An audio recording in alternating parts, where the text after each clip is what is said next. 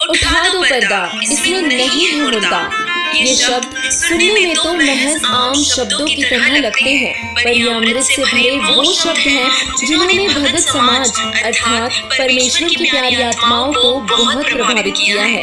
तो चलिए अब आपको रूबरू करवाते हैं इन शब्दों के पीछे के रहस्य से कि ये शब्द क्यों, कब और किस वजह से बोले गए होंगे। इससे पहले कि हम आगे बढ़े, ऐसे न्यूज की इस खास पेशकश में आपका स्वागत है। दोस्तों, सन 1398 विक्रमी संवत 1455 ज्येष्ठ मास सुदी पूर्णमासी को परमेश्वर कबीर जी इस धरती पर अवतरित हुए। जी हाँ, कबीर जी एक प्रसिद्ध कवि, संत व जुलाहे की भूमिका करने वाले वो महान संत जो 120 वर्ष तक इस धरातल पर अनेकों लीलाएं करते हुए सभी जीवात्माओं को बहुत कुछ सिखाकर सहशरीर अपने निज घर सतलोक को प्रस्थान किया था। आज का दिन 12 फरवरी इतिहास का वो अविस्मरणीय दिन है जिस दिन हिंदू तथा मुसलमान दोनों की आंखें नम थी। जिस विषय में गीतास जी महाराज जी ने कहा है, कीन्हा मगर पियाना सदगुरु, कीन्हा मगर पियाना हो, दोनों दीन चले संग जाके हिंदू मुसलमाना हो। दोस्तों, हमारे पिछले बहुत से एपिसोड्स में हमने आपको कबीर परमेश्वर जी के परमात्मा होने के अनेकों प्रमाण दे रखे हैं।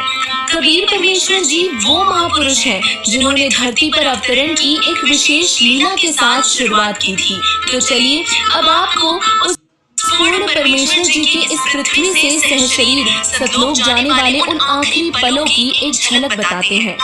इस दिन परमेश्वर कबीर जी ने कुछ विशेष लीलाएं की, जैसे प्रभु कबीर जी का मगहर से सहशरीर सतलोक गमन तथा सूखी नदी में नीर बहाना। उसके बाद इस भ्रम को भी तोड़ने के लिए कि जो मगहर में मरता है वो गधा बनता है और जो काशी में मरने वाला स्वर्ग जाता है। बंदी छोड़ कहते थे कि सही विधि से भक्ति करने वाला प्राणी चाहे वो कहीं पर भी प्राण त्यागे, वो अपने सही स्थान पर ही जाएगा। उन अज्ञानियों का भ्रम निवारण करने के लिए कबीर परमेश्वर जी ने कहा कि मैं मगहर में मरूंगा और कहा कि सभी ज्योतिषी देख लेना कि मैं कहाँ जाऊंगा, नरक में जाऊंगा या स्वर्ग से भी ऊपर सतलोक में।